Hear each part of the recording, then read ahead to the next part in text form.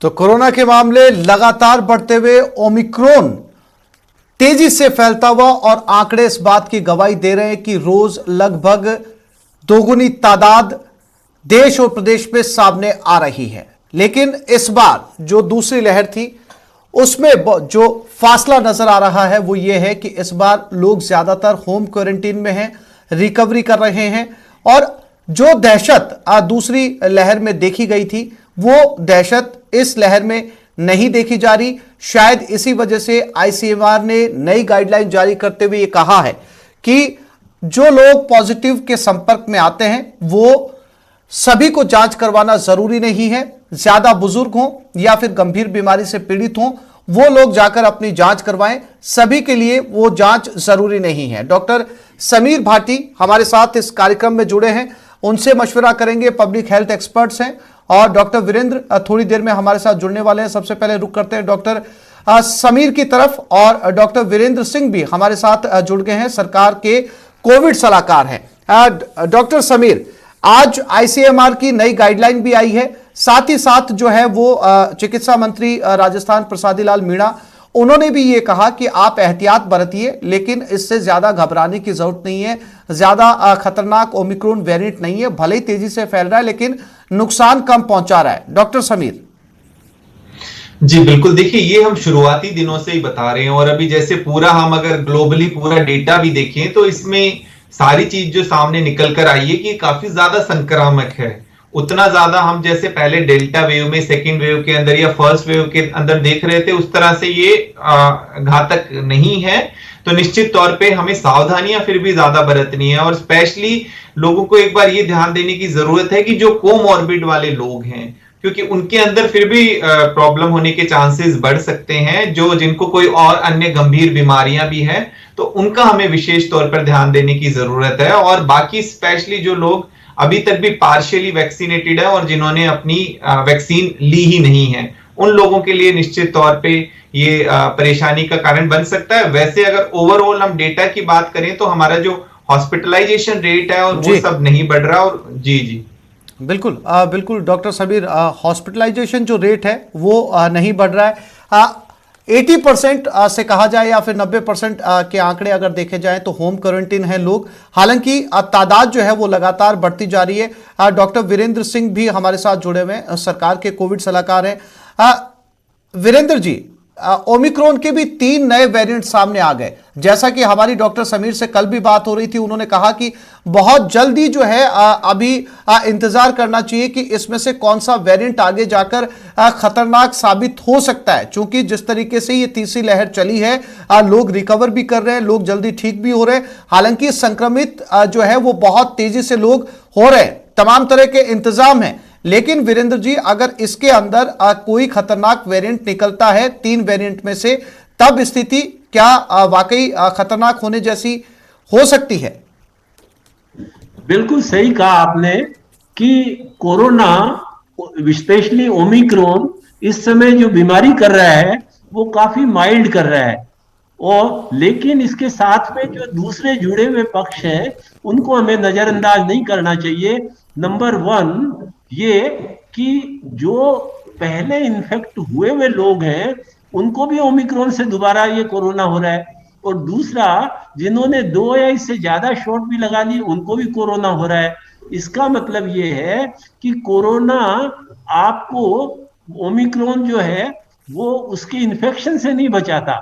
ये एक तरह से हेलमेट जैसे है, जैसे हेलमेट एक्सीडेंट नहीं बचाता, मृत्यु बचाता है, वैसे ही वैक्सीनेशन मृत्यु बचाता है लेकिन इन्फेक्शन नहीं बचाता।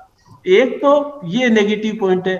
दूसरा क्या है कि हर जगह जैसे ये आ रहा है कि बहुत माइल्ड है, तो लोग जहां माइल्ड आता है वहां लोगों की एहतियात और प्रिकॉशन का जो लेवल है वो काफी कम हो जाता है, और इसकी वजह से हमारा ये इन्फेक्शन बढ़ता जा रहा है। अब लोगों ने ले लिया एक तरह, अरे ये तो कोई नहीं, 2 दिन जुकाम होगी, बुखार होगी, ठीक हो जाएगा।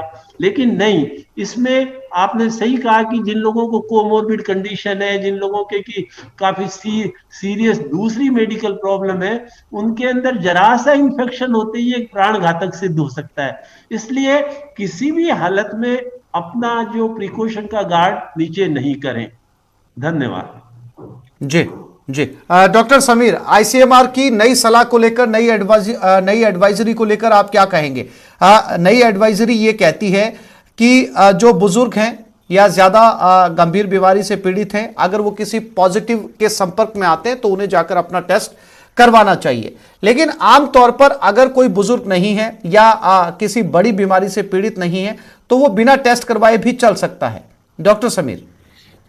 हाँ, देखिए क्या है कि हमें जो अपनी गाइडलाइंस है वो बड़ी गतिशील है, डायनामिक है। मतलब हम अपनी एक तरह की गाइडलाइंस हर तरह की वेव में, हर तरह के वेरिएंट में नहीं रख सकते, क्योंकि इस वेरिएंट के अंदर हम देखें तो ये बहुत ही ज्यादा अधिक संक्रामक है। काफी लोग निश्चित तौर पे एसिम्टोमेटिक भी है, जिनको सिम्टम नहीं है, टेस्ट में पॉजिटिव आएंगे।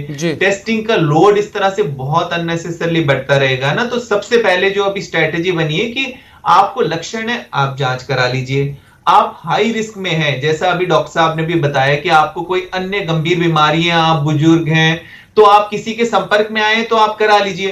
पर ऐसा नहीं है कि मतलब कोई हम ये कहें कि एक यंग का ग्रुप है पूरा और उसमें एक पॉजिटिव आ गया और बाकी सारे अभी एसिम्प्टोमेटिक और वो भी सब जांच कराने पहुंच जाए।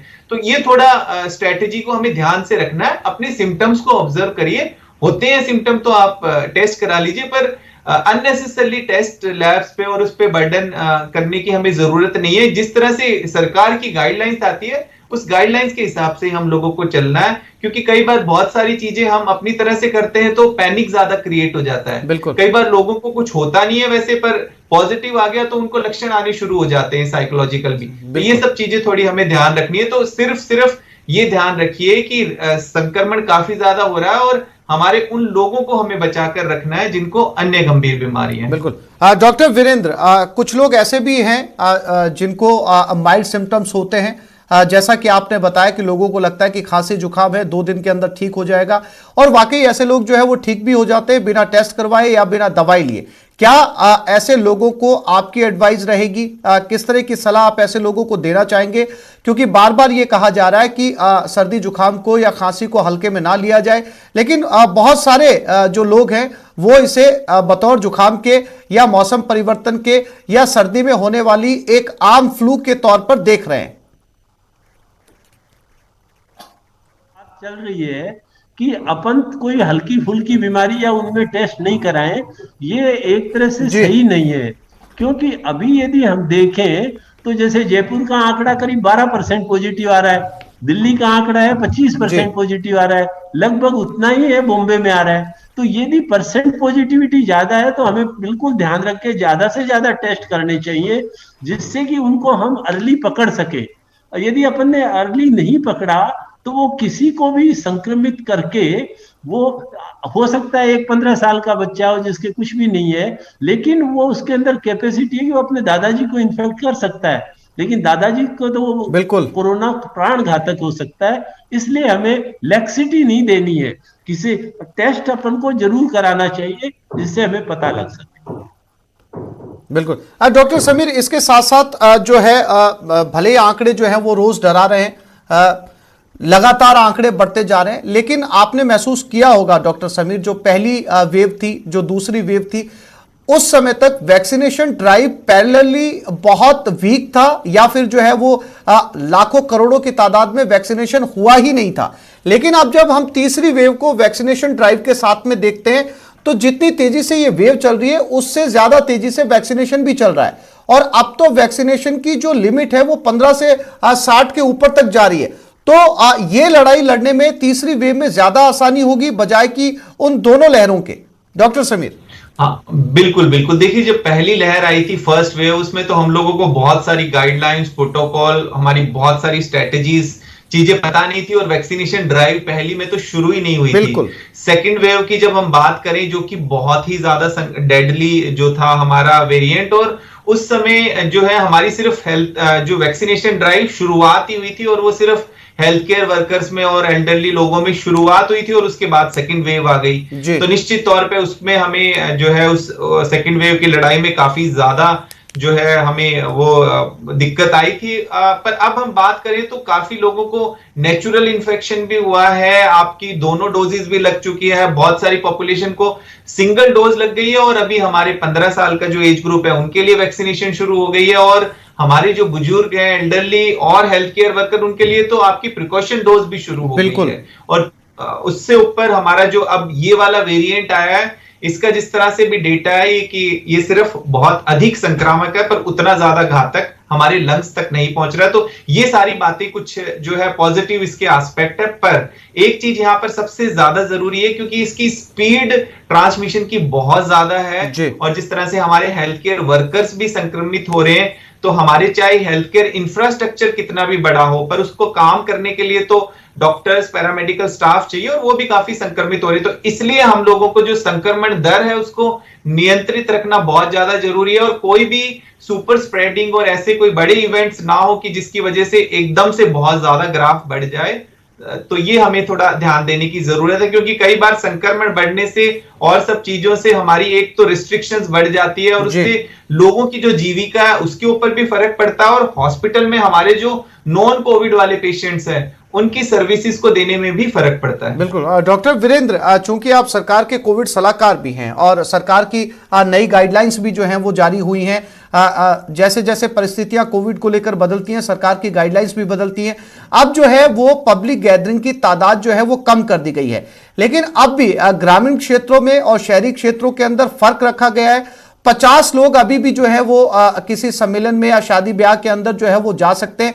कहीं ना कहीं ये तादाद भी जो है वो डॉक्टर वीरेंद्र ज्यादा है। अगर 50 में से एक भी व्यक्ति संक्रमित होता है ओमिक्रॉन से, और जैसा कि आप बता रहे कि 3 गुना ज्यादा घातक है, बहुत तेजी से संक्रमित करता है, तो कितना वक्त लगेगा उन 50 लोगों को संक्रमित होते हुए, और वो 50 लोग जब अपने अपने घरों पर जाएंगे उनको संक्रमित होते हुए? डॉक्टर वीरेंद्र, आपने बिल्कुल सही कहा, लेकिन ये जो गाइडलाइन है, आप देखिए पहले 200 थे, फिर 100 हुए, फिर 50 हुए।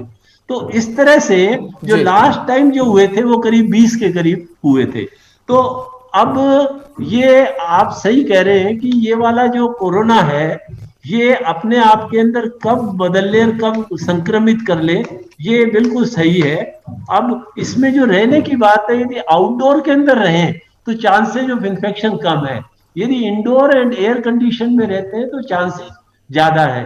दूसरा, ये जो कोरोना है ये बहरूपिया है, कभी कोई भी रूप धारण कर लेता है। तो आज तो हमें सांत्वना और संतुष्टि है कि चलो ओमिक्रॉन से ज्यादा सीरियस नहीं हो रहे, लेकिन कल जो वेरिएंट आएगा वो कितना खतरनाक होगा ये भविष्य के गर्भ में है। इस सवाल का जवाब किसी के पास नहीं है, तो होप कि ऐसा ना हो।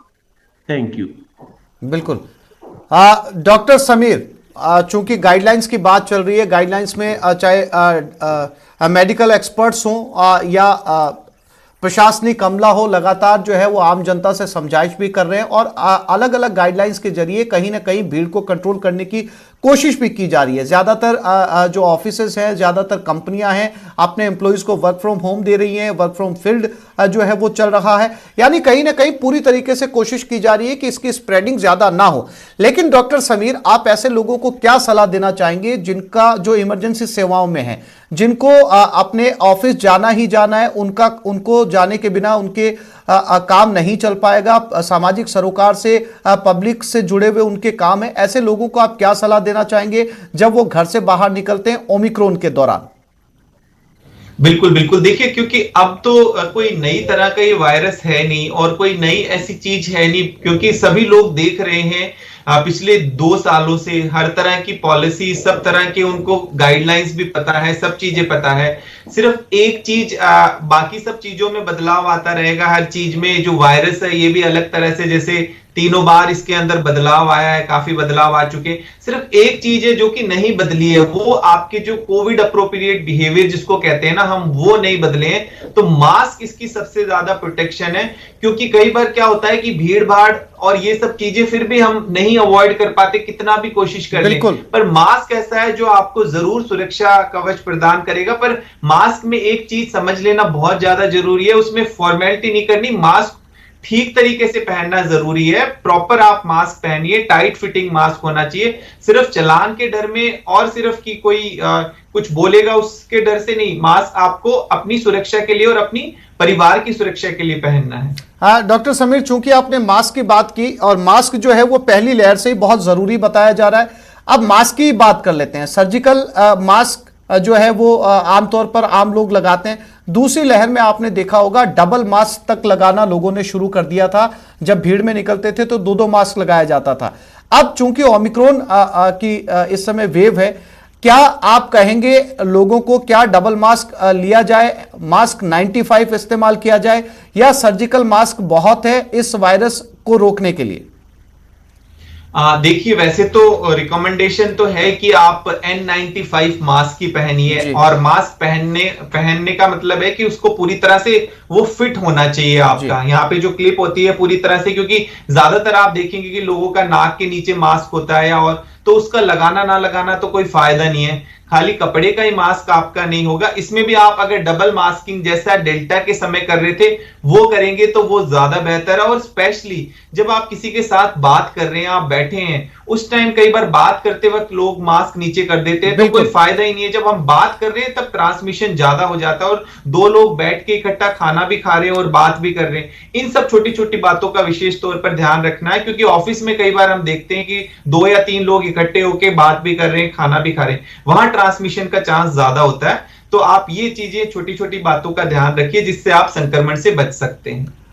डॉक्टर समीर, अगर इसकी दर की बात करें, जिस तरीके से इसकी स्प्रेडिंग हो रही है, और साथ साथ पैरेलल जो है वो वैक्सीनेशन ड्राइव भी जो है वो बहुत स्पीड के साथ चल रही है, अब बतौर मेडिकल एक्सपर्ट, बतौर डॉक्टर, चूंकि आप कोविड के सारे मामलों को देख भी रहे हैं, तो डॉक्टर समीर आपको लगता है कि आने वाले समय के अंदर इन मामलों के अंदर कमी आएगी, या इसका जो संक्रमण का स्तर है बढ़ने का, अभी मामले और बढ़ेंगे इसको लेकर? हाँ, देखिए, इसके अंदर जिस तरह से ये ओमिक्रॉन वेरिएंट के बारे में हम बता रहे हैं कि काफी अधिक संक्रामक है, तो संक्रमण दर तो निश्चित तौर पे बढ़ेगी। केसेस अभी बढ़ेंगे। केसेस क्यों बढ़ेंगे कि चाहे आपने वैक्सीन भी लगाया हो तो संक्रमण हो सकता है, किसी को पहले भी हो चुका है डेल्टा से संक्रमित या पहली वेव के अंदर, तो भी संक्रमण होने का चांस, तो संक्रमित कोई भी हो सकता है, तो इसलिए संक्रमण का दर बढ़ सकता है। निश्चित तौर पे बीमारी की गंभीरता उतनी ज्यादा नहीं रहेगी, तो अभी आगे आने वाले समय में नंबर्स और ज्यादा हो सकते हैं। और फिलहाल जो हम नंबर देख भी रहे हैं, हो सकता है उससे ज्यादा नंबर हो, क्योंकि सब लोग तो टेस्ट नहीं कराते, सब लोगों को लक्षण होते हैं, तो सब लोग टेस्ट नहीं कराते, तो मामले इससे ज्यादा भी और आगे हो सकते हैं ज्यादा। डॉक्टर समीर, इसके साथ एक और भी फैक्टर है, बहुत महत्वपूर्ण वो फैक्टर है। कुछ रिपोर्ट्स में ये भी सामने आया है कि लोगों के अंदर जो है वो दूसरी वेव के बाद में, डबल वैक्सीनेटेड होने के बाद में जो है वो हार्ड इम्यूनिटी भी जो है वो डेवलप हो रही है। हार्ड इम्यूनिटी डबल वैक्सीनेटेड लोगों में तो डेवलप हुई है, उन लोगों के अंदर भी जो है हार्ड इम्यूनिटी पाई गई है जिन लोगों ने अभी तक पहला वैक्सीन ही नहीं लगवाया, वैक्सीनेटेड ही। पीएम मोदी ने कोरोना को लेकर सभी राज्यों के मुख्यमंत्रियों